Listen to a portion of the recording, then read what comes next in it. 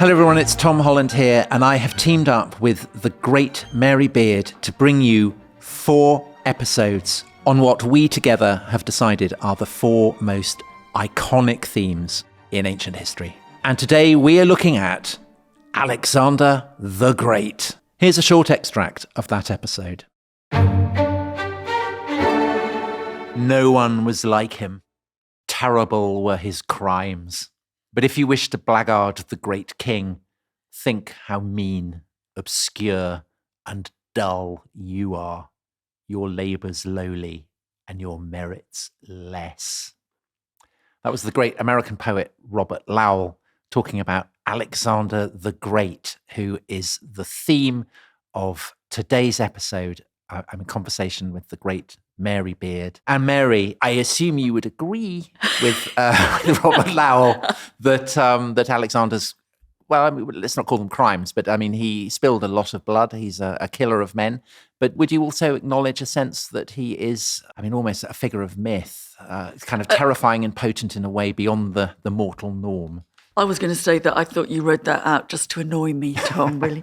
Kind of. I wanted to get you in the mood for this. You can't deny that Alexander the Great is worth looking at because so many people have copied him.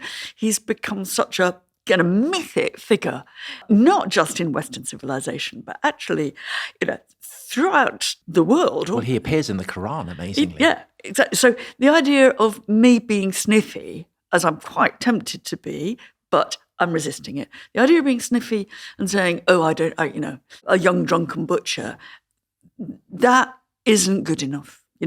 I think we do have to press at both the truth and the myth of Alexander the Great, actually. But you wouldn't go so far as my esteemed colleague on The Rest is History and offer Alexander the Great as a role model for little boys and girls that he suggests that they should follow their dreams. I dread to think of the fate of this country if we start using Alexander the Great as a role model.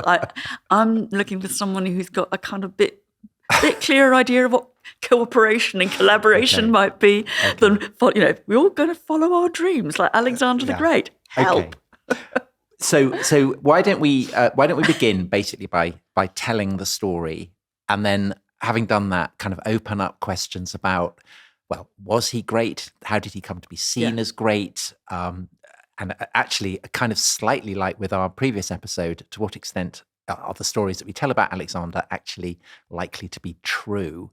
But to begin with, Alexander is born to Philip II of Macedon, which is it's kind of like the Scotland to the England of classical Greece. I think that's being generous to Macedon, actually. But you're right that Macedon was on the northern margins of what we call ancient Greece.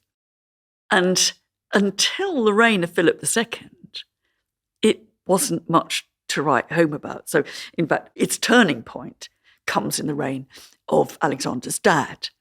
And there persist in being issues, right up to now, but going back to the ancient world, of whether we really thought, do we really think that Macedon is part of Greece? Yes. Or isn't it? Because there's always kind of debate about whether the kings of Macedon should be allowed to compete in the Olympic Games, That's right. there? Yeah, that's absolutely right. And also, back in the 5th century, Macedon had been a part of the Persian Empire, which is the great superpower of the day, had tried to conquer Greece and been flung back. Yes. And so the relationship of Macedon to Persia is also part of the story. Yeah. I mean, it's kind of looking 2 ways. It's looking at what we would call Greece proper, and it's also looking at Persia. And it's not making any great shakes until Philip II, from his capital, a place called Pella, actually exerts more or less control, both diplomatically, politically, and militarily, over the Greek world, and clearly is already, and this is mid-4th century BCE, is already beginning to think about what his relationship with Persia is going to be. I mean, you have to go back here in order to understand what on earth either Philip or later Alexander is trying to do in moving east to Persia. You have to go back to the idea that Persia is the dominant power in the east, which clashes famously in the 5th century, clashed in what we call the Persian Wars with the Greek world. There were, in the end, the Greeks, those that hadn't gone over to Persia, were victorious. But there is a sense that there's unfinished business.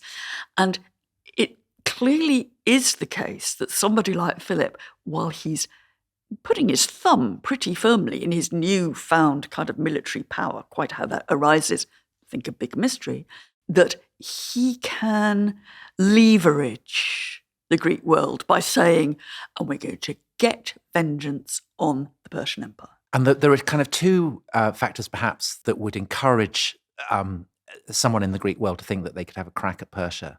And the first is the sense that perhaps Greek military manpower has the beating of Persian armies. So there's famous account written by the Athenian Xenophon of a squad of Greek mercenaries who find themselves stranded in Mesopotamia and then are able to march all the way through the Persian Empire and get back home. So that seems exciting. But the other thing is a sense that rather than attacking the Persians, the great powers of the Greek world, Athens, Thebes, Sparta, are just tearing chunks out of each other, and that it needs a strong man perhaps, to crack heads together and to say, come on, guys, let's go and attack the Persians. And he doesn't manage to crack any Spartan heads together. Spartans are always left out, aren't they? And Thebes. Yeah, so Thebes, really, when Philip is a young man, is the great city-state. Philip has gone there as a hostage. And it's kind of the cutting edge of military development in the Greek world. But when Philip becomes king, he has developed quite a kind of a formidable military apparatus, cavalry, phalanxes with very, very long spears. I'm sure you'd love to talk about Macedonian spears. But I mean, it's important that he has kind of developed military technology in a way that, as it turns out, has the beating of the Thebans and the Athenians, and the Macedonians win a great victory, a place called Chaeronea outside Thebes. Yeah. And this is where Alexander is very young. He's only 18, I think, and he commands the cavalry there. And Thebes and Athens are kind of brought to submit to Macedonian overlordship. Athens does better than Thebes. Thebes is well and truly thrashed. Athens is humiliated, or at least in the eyes of some, although there were others who were quite happy to go in with Philip II. But I think what you say is interesting because there are backstories to all of this. That, Thebes has got a history with Philip II of Macedon. The Greek world has got a history with the Persian Empire. And you can't really understand what's going on in the 4th century without seeing that old scores are being settled. Yeah. So Philip is kind of basically, he's conquered Greece and he's gearing up to invade the Persian Empire, and then he gets assassinated. Alexander takes over and succeeds him as king. Can we just look at Alexander's upbringing as it is told by biographers and historians writing very much later? Famously, he is the son of a mother who has a thing about snakes. So, Olympias, right? And she is the most glamorous of Philip's wives. And has some kind of religious affect with snakes. But one thing that's really unusual about Philip, and it may explain something behind the assassination, we don't know, is that he has many wives. The Macedonian monarchy is polygamous, and that provides you with a lot of potential heirs, but it provides a lot of rivalry at the same time. And so Olympias is not Macedonian. She's from Epirus. Yeah. And Alexander is the son, but Philip subsequently marries one of the many women in the Greek world called Cleopatra, who... Yeah. So this is a theme, isn't it? Yes. Loads of people with the same name. And she is bona fide Macedonian. And so you've clearly got in the idea when you're thinking of succession planning, every monarch in the ancient world is always thinking of succession planning and never getting it right. It looks as if Olympias and Alexander are beginning to be worried that they're going to be sidestepped by sort of the true blood of the Macedonian race. Thanks for listening.